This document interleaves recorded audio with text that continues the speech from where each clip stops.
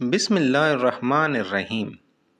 ایک روایت سے معلوم ہوتا ہے کہ حضرت سلمان علیہ السلام حضرت داؤد علیہ السلام کے بیٹے تھے۔ جب حضرت سلمان علیہ السلام تخت نشین ہوئے، جیسا کہ اللہ تعالیٰ فرماتا ہے جس کا ترجمہ ہے، اور وارث ہوا سلمان حضرت داؤد کا، یعنی نبی ہوا۔ حضرت سلمان علیہ السلام نے کہا، اے لوگو، مجھے سکھائی گئی ہیں ساری بولیاں، ہر ایک چرند پرند اور ہر ایک شے سے بات چیت کرنے کے لیے، اور اللہ نے مجھے سب دیا ہے جس کی دنیا میں ضرورت ہوتی ہے۔ بے شک بزرگی عنایت فرمائی ہے مجھے میرے رب نے۔ جب حضرت سلمان علیہ السلام کا تخت نکلتا تھا اور وہ جب ہوا میں چلتا تھا، تمام ہوا کے پرندے جھنڈ کے جھنڈ ان کے اوپر تخت کے آ جاتے تھے اور ان پر پروں سے سایہ کر دیتے تھے، اور انسانوں کی فوج دائیں اور جنوں کی فوج بائیں طرف ہوتی تھی۔ چنانچہ اللہ تعالیٰ ارشاد فرماتا ہے جس کا ترجمہ ہے، اور اکٹھے کیے گئے واسطے سلمان کے لشکر جنوں اور انسانوں اور جانوروں سے، پس وہ کھڑے کیے گئے۔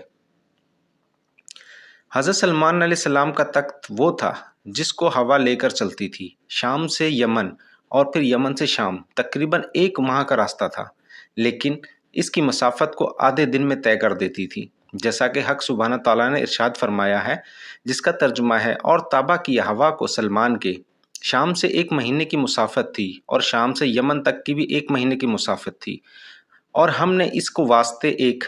چشمہ ابالا تانبے کا، اور جن بھی اس کی خدمت کرتے تھے، اور یہ سب پروردگار کے حکم سے ہوتا تھا۔ قرآن مجید کے ترجمے کا خلاصے میں لکھا ہے، تانبے کا چشمہ اللہ تعالیٰ نے نکال دیا ملک یمن کی طرف، اور اس تانبے کو سانچوں میں ڈال کر برتن اور بڑی بڑی دیگیں بناتے تھے، اور اس طرح اس لشکر کے موافق کھانا وغیرہ پکتا تھا، اور پھر تقسیم کیا جاتا تھا، اور فرماتا تھا اللہ تعالیٰ، ترجمہ ہے، پھر ہم نے تابع کیا اس کے ہوا کو جو چلتی تھی اس کے حکم سے جہاں پہنچنا چاہتا تھا۔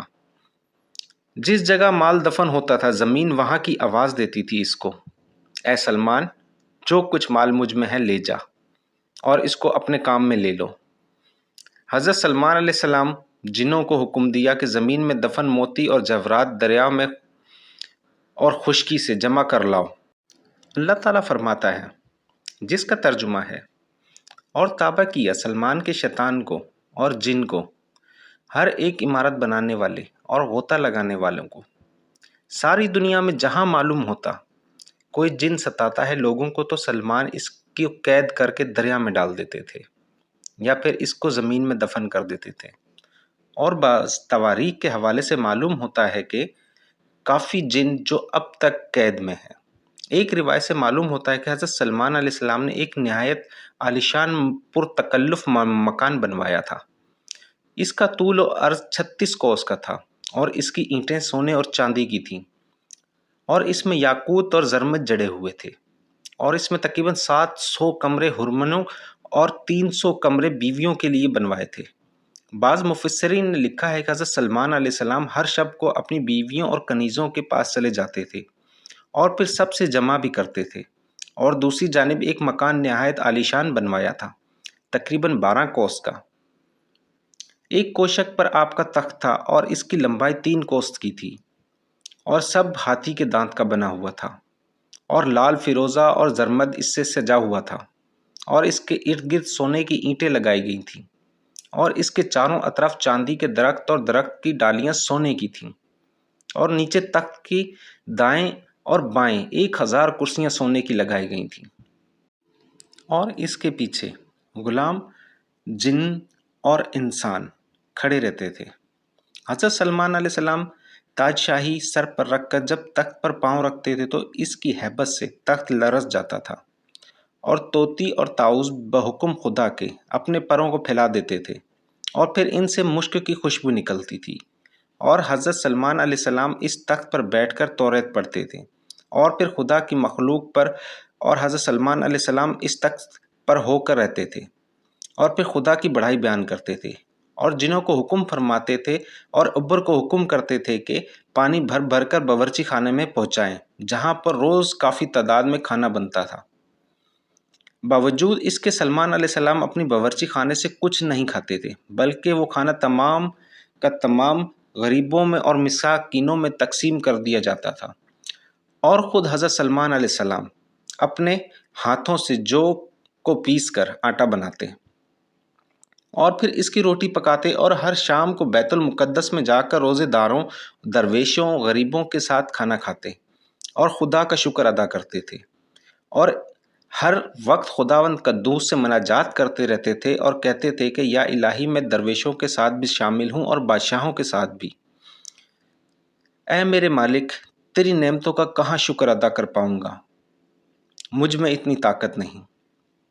حضرت وہاب بن منبع سے روایت ہے کہ حضرت سلمان کو مشرق و مغرب کی سلطنت ملی تو انہوں نے جناب باری تعالیٰ میں عرض کی، یا الہی، مجھ کو آرزو ہے کہ ایک دن ساری دنیا کی مخلوق کی جو تیری آفریدہ ہے، خشکی و تری میں، انسانوں میں اور جنوں میں، جو بھی وحش و طیور ہیں، یہاں کے چونٹی اور مکھی، کیڑے مکوڑے، غرض جتنے بھی ذی روح ہیں، سب کی دعوت کروں۔ غیب سے آواز آئی، سلمان، میں سب کو روزی پہنچاتا ہوں، میری موجودات مخلوق بے انتہا ہے، اس کے لیے تم ان کو نہیں کھلا سکتے۔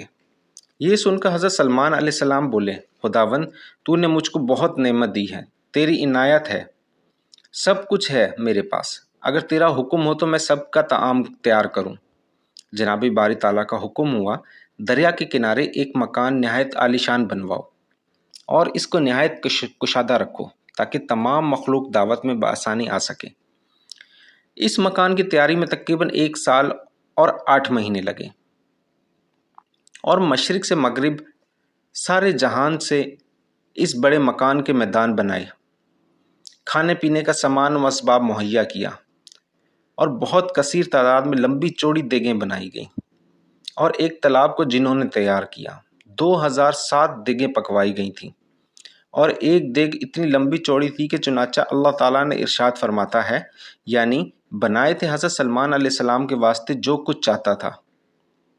ایک حوالے سے یہ بھی معلوم ہوتا ہے کہ دعوت میں اس وقت 22,000 گائیں ذبح کی گئی تھیں، اور باقی ضرورت اشیاء کو چیزوں کو رکھا گیا تھا۔ چنانچہ جب کھانا تیار ہوا، جن و انس اور حیوانات سب کو اس بڑے وسیع میدان کے اندر بٹھا دیا گیا، اور پھر حکم ہوا وہ بساط تخت سلمان کا دریا کے اوپر ہوا میں رکھے تاکہ اس کو ہر کوئی نظر آ سکے۔ تمام مخلوق میں سے اس وقت ایک مچھلی دریا سے باہر نکل کر آئی، حضرت سلمان علیہ السلام سے عرض کی، خداوند قدوس نے مجھے آپ کی دعوت میں بھیجا ہے، اور ہم کو یہ بھی معلوم ہوا ہے کہ آج آپ نے مخلوق کے لیے کھانا تیار کیا ہے، اور میں اس وقت بہت بھوکی ہوں، لہٰذا آپ مجھ کو پہلے کھانا کھلا دیجیے۔ یہ سن کر سلمان علیہ السلام نے اس مچھلی سے کہا، تم ذرا صبر کرو اور سب کو آ لینے دو، اس کے ساتھ جتنا کھانا چاہو پھر تم خوب پیٹ بھر کے کھانا۔ مچھلی بولی، حضرت، میں تو اتنی دیر نہ ٹھہر سکوں گی، میں سب کا انتظار کیوں کروں؟ یہ سنتے ہی حضرت سلمان علیہ السلام نے اس سے کہا کہ اگر تم نہیں ٹھہر سکو گی تو پھر تم کھانا کھا لو اور تمہارا جتنا جی چاہے کھا لو۔ یہ سنتے ہی مچھلی نے ایک میدان میں جو کچھ کھانا تیار ہوا تھا سارا کھانا کھا لیا، اپنے ایک ہی لقمے میں سب کا سب کھا گئی، اور مزید کھانا مانگنے لگی۔ حضرت سلمان علیہ السلام، مجھ کو تو اور کھانا چاہیے۔ یہ دیکھ کر حضرت سلمان علیہ السلام کو بہت تعجب ہوا، اور اس سے کہا کہ اے مچھلی، میں نے تو تمام مخلوق کے واسطے کھانا تیار کیا تھا، تو سب کھا گئی ہے اور تیرا اس سے پیٹ بھی نہ بھرا، تو اور بھی کھانا مانگ رہی ہے۔ مچھلی نے کہا، اے حضرت، ہر روز مجھ کو 3 لقمے کھانے کے چاہیے ہوتے ہیں، اور جو تم نے تیار کیا تھا یہ تو میرا ایک ہی لقمہ ہوا، اس کے علاوہ مجھے ابھی 2 لقمے اور درکار ہیں، تب کہیں جا کر میرا پیٹ بھرے گا، اور میں تو آج آپ کی میزبانی میں بھوکی ہی رہوں گی، اور تم اس طرح دوسری مخلوق کو کھانا نہ کھلا سکو گے۔ تو نے ناحق مخلوق کو بلوایا اور سب مخلوق آپ سے ناراض ہو کر جائے گی۔ حضرت سلمان علیہ السلام نے مچھلی کی یہ بات سن کر حیرت زدہ ہو گئے اور ان پر بے ہوشی طاری ہو گئی، اور کچھ عرصے کے بعد ان کو ہوش آیا اور اپنا سر سجدے میں رکھ کر دربار الہی میں مناجات کرنے لگے اور کہنے لگے، الہی، میں قصوروار ہوں، نادانی کی تیری بارگاہ میں میں اس بات کی توبہ کرتا ہوں، بس روزی دینے والا مجھ کو اور سارے جہان کو تو ہی ہے، اور میں نادان ہوں،